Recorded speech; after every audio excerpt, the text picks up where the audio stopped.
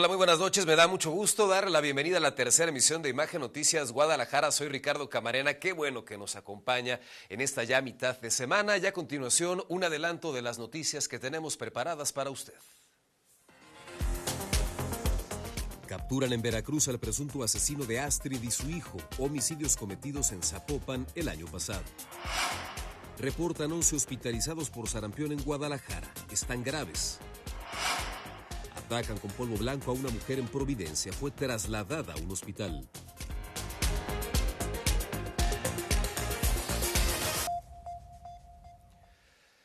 Hoy vuelve a ser noticia un caso que conmocionó a la sociedad jalisciense en marzo del año pasado. El asesinato de Astrid y su hijo en un fraccionamiento de Zapopan. En esta agresión también resultó lesionada una de sus hijas. El atroz delito lo cometió un sujeto llamado Eduardo, identificado como la pareja sentimental de esta mujer. Y desde entonces, y con delicados antecedentes penales que incluyen por lo menos otro asesinato, este hombre permanecía prófugo. Desde entonces y hasta hoy, que fue capturado en Veracruz. Al fin se hará justicia. Acaban de agarrar al asesino de mi hermana Astrid y de mi sobrino Ángel y del ataque a mi sobrina. Estoy muy feliz. Muchos sentimientos encontrados. El dolor contenido durante años hoy se transforma en alivio. Luego de la captura en Veracruz de Eduardo Salvador N., un presunto feminicida cuya historia de violencia comenzó en 2004. La detención puso fin a una búsqueda de meses y dejó al descubierto un largo historial de crímenes. Eduardo Salvador N. es señalado como presunto responsable del feminicidio de Astrid Cruz, de 37 años, y del homicidio de su hijo Ángel Fernando, de 16. Hechos ocurridos el 3 de marzo del año pasado al interior de una vivienda del fraccionamiento Capital Norte en Zapopan. En el ataque, otra hija de Astrid resultó gravemente herida y logró sobrevivir. El arresto fue confirmado por el gobernador de Jalisco, Pablo Lemus Navarro, quien informó que fue resultado de investigaciones de la Fiscalía del Estado en coordinación con autoridades de Veracruz. Los indagatorios revelan que no solo se trata del primer crimen atribuido al detenido. El 12 de marzo de 2004, asesinó a su entonces exnovia, Marta Berenice, en Culiacán, Sinaloa. La víctima fue atacada con un martillo y su cuerpo arrojado a un río. En 2006, escapó del penal de Aguaruto, aunque fue recapturado 2 semanas después en Guadalajara. En 2015 recibió una sentencia de 24 años de prisión, pero obtuvo su libertad en 2020. Además, en mayo de 2022, otra de sus parejas, Janet, falleció en la Ciudad de México, caso que también es revisado por las autoridades ante la reincidencia delictiva. Tras confirmarse la detención, Carla Casillas, hermana de Astrid, agradeció públicamente. Feliz de que al fin va a pagar por todo lo que hizo. Por todo lo que hizo, al fin va a tener lo que merece. Gracias a Dios y a la Fiscalía. Yo siempre confié en ellos. Eduardo Salvador N. será presentado ante la autoridad judicial correspondiente mientras continúan las investigaciones para determinar su posible relación con otros hechos. Para Imagen, Israel Orozco. Un tipo deleznable que ojalá en su vida vuelva a poner un pie en la calle. El caso de Astrid y de su familia se suma a otros feminicidios que conmocionaron a la sociedad el año pasado. En mayo, el asesinato transmitido en vivo de la influencer Valeria Márquez. Ese mismo mes, el de una regidora en Teocaltiche. El de Carla Bañuelos en julio, asesinada tras una discusión afuera de su domicilio, un hecho grabado también por una cámara de videovigilancia. El asesinato de 2 familias en el área metropolitana y la ejecución de 2 mujeres de la policía vial. Casos emblemáticos que forman parte de una lista de 125 asesinatos de mujeres en Jalisco tan solo el año pasado. 125 tragedias, 125 familias destrozadas. Por cierto, la Vicefiscalía en Investigación Regional logró la vinculación a proceso de Antonio N., señalado en el delito de homicidio calificado de la regidora y enfermera de Teocaltiche, Cecilia Rubalcaba, ocurrido en mayo del año pasado. El presunto asesino fue detenido en Aguascalientes el pasado 17 de enero. Mientras tanto, en una de las zonas que presume mayor seguridad y mayor vigilancia, Providencia, una mujer fue atacada con un polvo desconocido que le provocó quemaduras. Una mujer de 50 años fue agredida luego de que un desconocido le arrojó un polvo en el rostro. El hecho ocurrió en el cruce de las avenidas Terranova y Pablo Neruda en la colonia Providencia en Guadalajara. De acuerdo con el reporte, fue alrededor de la 1 de la tarde cuando la comisaría municipal recibió el reporte y envió a oficiales al lugar, donde al interrogar a la afectada, dijo tener picazón en los ojos y molestias en la cara. La mujer relató que al pasar por una ferretería cercana, un sujeto se le acercó y le arrojó el polvo directo a la cara diciéndole: polvos de rata como tú. Sin embargo, una segunda versión señala que ella iba manejando, tuvo una discusión vial con otro automovilista y al bajarse del auto fue agredida. Ante los hechos, la mujer caminó hacia un banco cercano. Tras recibir ayuda, se activó el botón de emergencia, lo que provocó la movilización de las autoridades. Minutos después, su hija acudió y la llevó a un hospital privado para recibir atención médica. La Fiscalía de Jalisco acudió al hospital para tomar la declaración e iniciar la búsqueda del responsable. Hasta el momento, no se ha actualizado el estado de salud de la mujer. Para Imagen, Israel Orozco. Las cámaras de Imagen Noticias Guadalajara regresaron a Tlajomulco de Zúñiga, al punto en donde fue abandonado en un basurero el cadáver de un bebé. Dicen los vecinos de la zona que los responsables serían un par de adolescentes. Lo que debería ser un lugar de recreo y diversión para los menores se convirtió en el escenario de un hecho trágico aquí en el fraccionamiento Valle de la Tejeda de Tlajomulco. Fue en este contenedor de basura donde se localizó el cuerpo de una bebé recién nacida de 9 meses de gestación.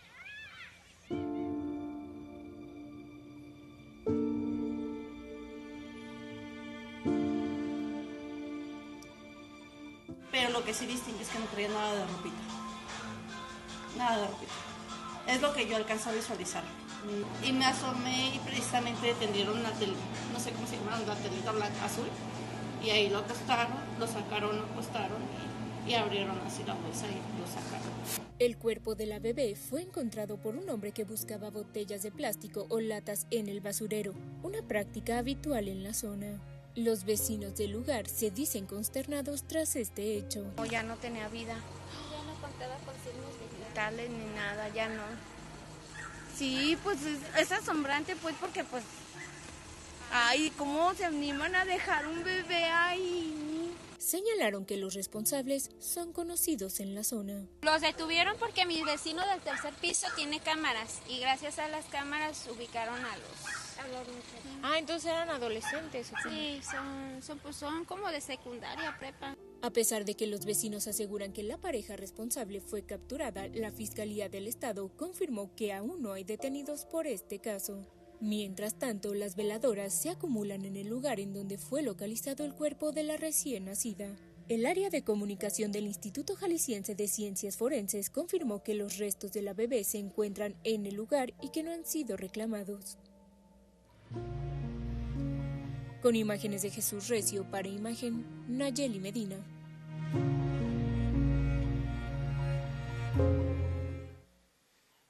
Por cierto, tras estos hechos, el presidente municipal de Tlajomulco, Gerardo Quirino, se comprometió a reforzar los senderos seguros en esta zona. Y lo evidente es que uno de los grandes retos que enfrenta Tlajomulco es el de la seguridad pública. Vea lo que ocurrió esta tarde.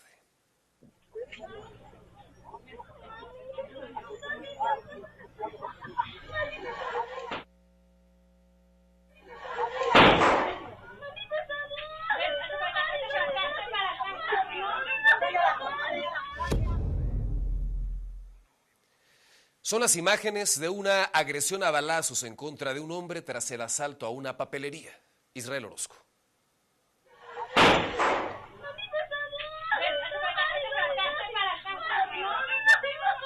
Este es el par de delincuentes que le disparó en la cabeza a don José, un hombre de 62 años, en el poblado del Zapote del Valle, en Tlajomulco de Zúñiga. De acuerdo con testigos, minutos antes habían asaltado una papelería ubicada en el cruce de Revolución y Lázaro Cárdenas. Al salir del negocio, don José les reclamó por el robo, pero uno de los sujetos, quien portaba una cachucha roja, reaccionó de forma violenta, sacó un arma, cortó cartucho y le disparó. El adulto mayor recibió el impacto en la cabeza, lo que provocó que cayera al suelo inconsciente. Personas que se encontraban en el lugar corrieron a auxiliarlo y solicitaron una ambulancia. Gracias a la intervención oportuna, don José fue atendido de inmediato por paramédicos. Desafortunadamente fue llevado en estado grave a una clínica del IMSS. Hasta el momento no se han proporcionado mayores detalles sobre los agresores, aunque de manera extraoficial se presume que viven en la zona. Para Imagen, Israel Orozco. El enorme reto de la seguridad pública aquí en el área metropolitana de Guadalajara, en muchos momentos, por supuesto, un asunto en entredicho. Y si no, pues mire, vea lo que le tocó padecer al trabajador de una paquetería. Un paquetero fue víctima de la delincuencia, o quizás de un ocurrente que solo le sacó un tremendo susto. Y fue justo en este cruce donde el hombre estacionó su auto para entregar la mercancía sin pensar que el delincuente tomaría su herramienta de trabajo. El hecho movilizó a la policía hasta la colonia Santa Elena Alcalde en Guadalajara. Llegar a la unidad, se entrevista con un masculino, el cual refiere que momentos antes llega otro sujeto con vestimentas oscuras, joven, el cual se sube a su vehículo. Como si se tratara de una broma, el presunto ladrón dio una vuelta a la manzana para después abandonar el auto, estacionarlo y sin llevarse ningún paquete sobre el cruce de las calles Bilbao e Irene Robledo. Hasta dicho lugar acudieron las autoridades para procesar lo ocurrido y entregar el vehículo al afectado.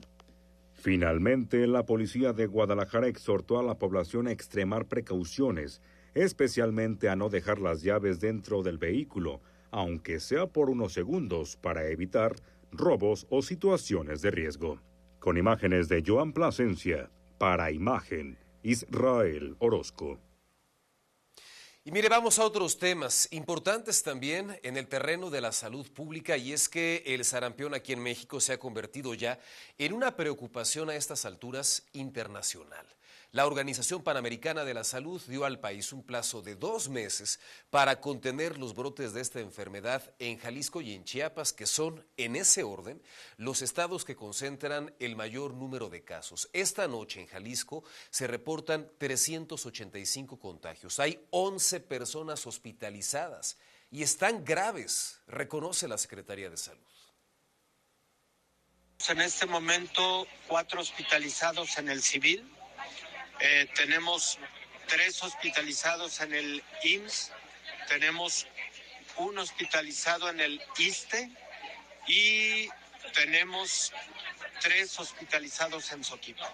¿Graves? ¿Muy graves? Bueno, ninguno de ellos considero que con riesgo letal, pero sí graves, por eso están en hospitalización. Todos son niños. ¿Menores de cuánto? Menores de, jóvenes de menos de 19 años. ¿Y en escuelas hay 100? Y ante esta situación se han redoblado esfuerzos para intensificar la vacunación en el área metropolitana, que concentra actualmente la mayoría de los contagios. Entre otras acciones, hoy se abrió un macromódulo de vacunación en Tonalá.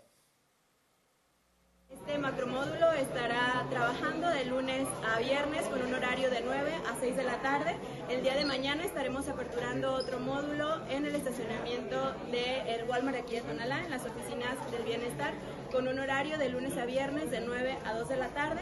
Además de eso, las brigadas que traemos en tierra con el apoyo de la región sanitaria número 11, estas brigadas están por todo el municipio, casa por casa, con un personal debidamente identificado. Lo pueden identificar con su uniforme y además también a través de un QR que ellos pueden mostrarles en su gafete. Recuerde que también hay dosis disponibles en centros de salud, en instalaciones del IMSS, en instalaciones del ISSSTE y en espacios públicos de alta afluencia de personas. Insistimos en la importancia de que particularmente los más pequeños de casa sean vacunados contra el sarampión, pero finalmente es un asunto al que también tenemos que prestarle atención los adultos. Hay que revisar nuestra cartilla y si no hay certezas de si tenemos o no la vacuna, podemos acudir a recibir esta dosis. Hay que protegernos en contra del brote de esta enfermedad, que es, además habrá que decirlo, una enfermedad sumamente contagiosa. Es mucho más contagioso, por ejemplo, que el COVID-19. Una persona enferma de sarampión puede llegar a contagiar a otras 15 o incluso 16 personas, de acuerdo con algunos estudios. Por ello, es muy importante que no echemos en saco roto las recomendaciones de las autoridades sanitarias aquí en el estado de Jalisco, que, dicho sea de paso, pues deben estar muy preocupadas prácticamente con el Mundial en puerta y con un brote de una enfermedad que ha venido creciendo de manera exponencial en el transcurso de este incipiente 2026. Y hablando de asuntos en materia de salud, vea lo que le ocurrió a un pequeñito de apenas 2 años. Padeció esto que se conoce en términos coloquiales como el mal de montaña. Lo que le cuento ocurrió en el Parque Nacional Nevado de Colima, que con las condiciones meteorológicas registradas durante los últimos días, pues se ha convertido en todo un atractivo turístico. Este pequeño fue atendido por elementos de Protección Civil Jalisco. Este niño originario de Villa de Álvarez estaba con su familia en la curva del Leñador cuando presentó una baja saturación de oxígeno, frecuencia cardíaca elevada y quedó inconsciente. Fue estabilizado y trasladado al IMSS de Ciudad Guzmán.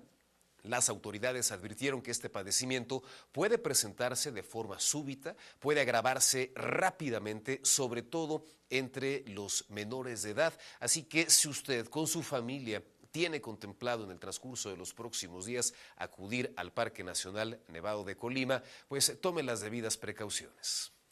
Las cámaras de Imagen Noticias estuvieron acompañando esta mañana a personas adultas mayores que reciben su pensión del bienestar en un contexto complicado en materia de condiciones meteorológicas. Desde muy temprano, prácticamente en la madrugada, se la juegan y pese a las bajas temperaturas, pues ellos van a recibir su dinero.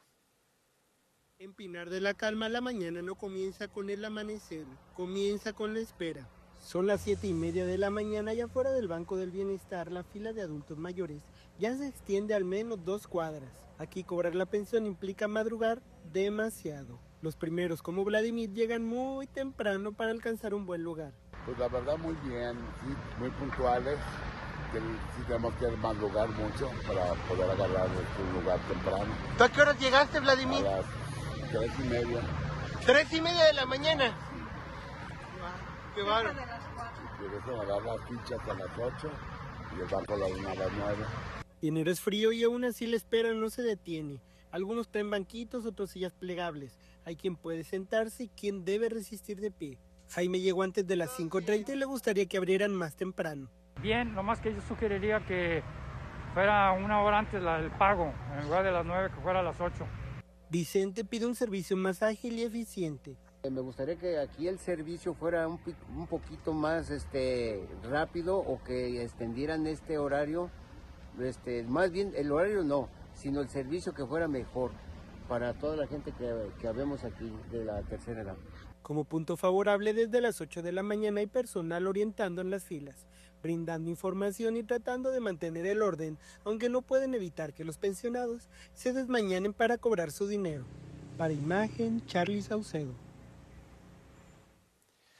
Y vámonos ahora al Mercado Corona, objeto de una intervención.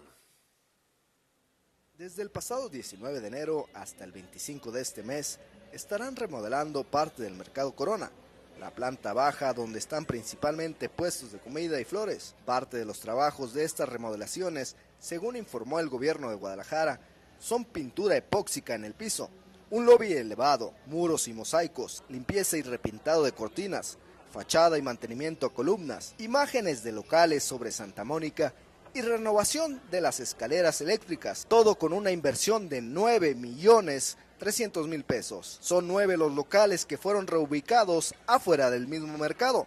Hasta el momento no se sienten afectados en sus ventas.